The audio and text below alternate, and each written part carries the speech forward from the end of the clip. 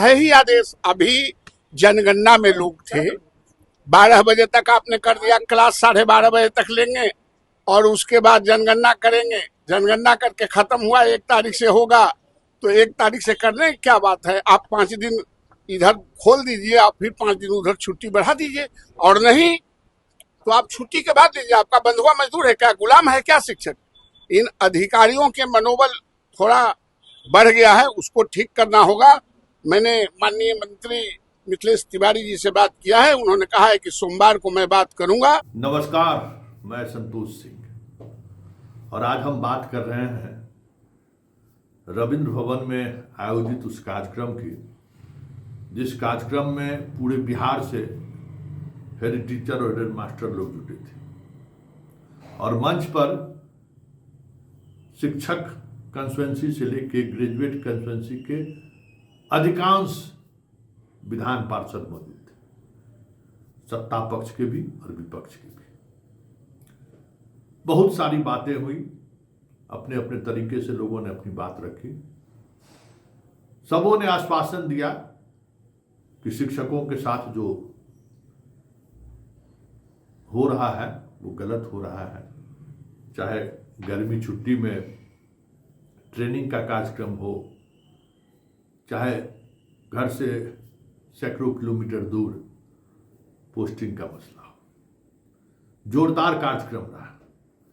हमें लगता है कि शिक्षक संगठन के द्वारा काफी लंबे अंतराल के बाद इस तरीके का कार्यक्रम हुआ और उसी तरीके से लोगों की उपस्थिति।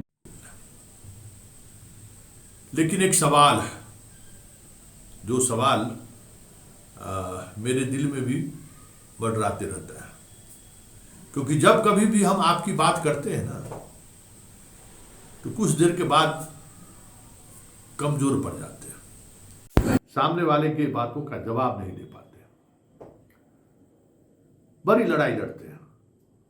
आपके साथ सरकार जो व्यवहार करती है, सभी मुद्दों पर हमारी कोशिश होती है कि सरकार पर दबाव बनाया जाए जो गलत है। चाहे अभी जनगणना के दौरान जो जबरन दबाव डाला गया शिक्षकों पर, शौचालय लिखो नहीं है तब भी, बिजली का कनेक्शन नहीं है तब भी लिखो, मोबाइल फोन नहीं है तब भी लिखो, हम लगातार इस पर खबर बनाते रहे और सरकार में बैठे उन अधिकारियों को चेताते रहे कि इससे किसी का भला नहीं होने वाला है। आप अपनी लूट को छुपा रहे हैं, आप अपनी उस कृत्य को छुपा रहे हैं जिसके सहारे बड़ी बड़ी बातें आपने की हैं। सवाल खड़े करते रहे। जनगणना के दौरान जो बातें हुई उस पर भी हमने चर्चा किया, लेकिन एक होता ना नैतिक मूल्य। आप सामने वाले से बात करते हैं तो जो आपके पास नैतिक मूल्य रहेगा तो बड़ी मजबूती से आप अपनी बात रख सकते हैं। और वहां जो सामने बैठा पदाधिकारी हो या संस्थान का हेड हो, क्योंकि देखिए कोई भी निर्णय जो है ना बातचीत से ही बाहर आता है। बातचीत में अगर आप तर्क में अगर कमजोर पड़ गए तो फिर आप किसी का भला नहीं कर सकते। तो शिक्षक के मामले में जो शिक्षक के दुख दर्द को समझते हुए मजबूती से जो पक्ष रखने वाला जो समाज है, वो भी आपके व्यवहार की वजह से असहज हो जाता है। जरा इसको समझिए। और हम बार बार कहते हैं कि आप अपने इमेज को लेकर कॉन्शियस होइए। इमेज काफी मायने रखता है। बहुत मुश्किल से आपके इमेज में बदलाव के संकेत दिखने लगे थे, लेकिन आपने खुद ऐसा किया जो एक बार फिर मास्टरवा वाली बात जो है, जिसको लेकर आप लोगों को कभी कभी आपत्ति होती है। देखिए आपत्ति सही है, लेकिन आप विश्लेषण करिए कि ये जो मास्टरवा आपके बीच है, सारे समस्या का जड़ वही है। और जब तक उस मास्टरवा से मास्टर साहब लोग नहीं लड़ेंगे, बाहरी आदमी नहीं लड़ सकता है। ये बात समझ लीजिए। पति पत्नी के लड़ाई में तीसरा जो भी शामिल होगा उसकी फजीयत तय है। इसीलिए शिक्षक समाजगण आपके अंदर का जो मस्टरवा है, जब तक उस मस्टरवा से आप नहीं लड़िएगा, बाहर के लोग क्या लड़ेंगे। हम खबर बनाते हैं, मस्टरवा कह देते हैं, किसी भी मस्टरवा का हम फोन इंटरटेन नहीं करते। हम समझ जाते हैं कि उसका उद्देश्य क्या है। आपके संगठन के तमाम ऐसे मस्टरवा जो पटना में बैठ के पॉलिटिक्स करता है, आज तक कभी नहीं देखेंगे कि उसका हम इंटरव्यू भी चलाते हैं, कभी नहीं। क्योंकि हम जिस बिनाह पर वो आपकी लड़ाई लड़ रहा है ना, उसका आधार बहुत कमजोर है। आज सारे विधान परिषद आपके साथ खड़े थे हैं। आज ही कुछ विधान परिषद का कल भी फोन आया था आज भी कि संतोष जी थोड़ा इस पर आप भी बातचीत करिए कि गर्मी छुट्टी क्यों खत्म किया गया, क्यों टीचर को ट्रेनिंग दिया गया। तो हमने कहा, नवल जी फोन किए थे कि आप अपने से आइए। तो हम कहें बताइए, 3 दिन पहले हम खबर चलाए हैं कि ऐसे ऐसे विभाग कर रहा है, 4 दिन पहले कोई रिस्पॉन्स नहीं। सबको लगा हम वैसी खबर चला रहे हैं। मुश्किल से 2-3 हजार शिक्षक देखे होंगे और 10-20 को शिक्षक जो है सो प्रतिक्रिया व्यक्त किया होगा। एक बात समझिए कि अगर हम शिक्षकों को लेकर कोई खबर चलाते हैं तो उस खबर की प्रतिक्रिया पर शिक्षा विभाग के अधिकारियों की नजर रहती है, ये आप समझ लीजिए। दबाव में रहता है शिक्षा विभाग। एक ओपिनियन आप लोग किए क्या है, सब मास्टर सब अपना अपना चैनल खोल लिया है, समझिए। सब मास्टर सब अपना अपना चैनल खोल, अधिकांश गुरु जी का अपना चैनल है, खोल लिए चैनल, और चैनल पर अपना सब कुछ चला रहे हैं। एक बात समझ लीजिए, जो उस तरीके के यूट्यूब और फेसबुक खोलकर आपकी बात को रख रहा है, वो आपकी लड़ाई कभी नहीं लड़ सकती। ये वही लोग हैं जो सिद्धार्थ के साथ खड़ा रहता था। यही लोग हैं, यही लोग कि सिद्धार्थ के लिए जो है सो चरण वंदना गान गाया करता था, कोई दूसरा थोड़ी, हम नहीं जानते। और जितना नुकसान सिद्धार्थ शिक्षक समाज को देकर गया है, उसकी भरपाई करने में दशकों लगेगा, क्योंकि नैतिक तौर पर उसने भी कमजोर कर दिया शिक्षकों को। और आप शिक्षक, हर शिक्षक अपने अपने स्वार्थ में जीते हैं, व्यक्तिगत स्वार्थ।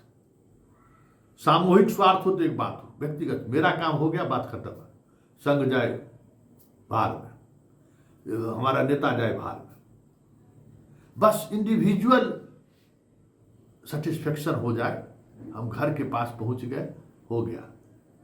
पढ़ने पढ़ाने को लेकर विभाग का जो नजरिया है, उस पर हम अपनी राय रखें, उस पर हम अपनी बात रखें, खत्म।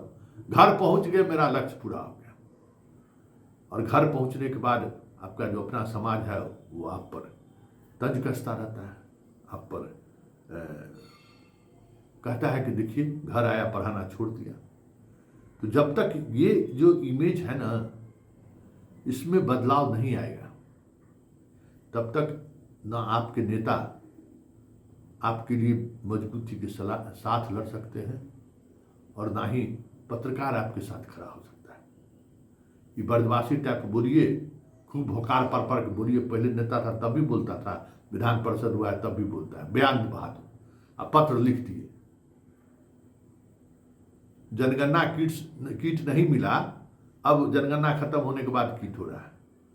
हम तो ब्रजवासी का इतिहास, भूगोल, नागरिक हम देखते रहते, सबसे ज्यादा फॉलो हम उसी को करते हैं, क्योंकि शिक्षक समाज ने अपना सब कुछ लगाकर ब्रजवासी को चुनाव जिताया।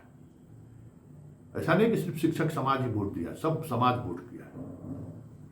लेकिन जब वो अपनी बात रखता है ना, तो उसमें हमको बनावटी पर लगता है, पता नहीं क्यों, कभी कनेक्ट नहीं कर पा रहे।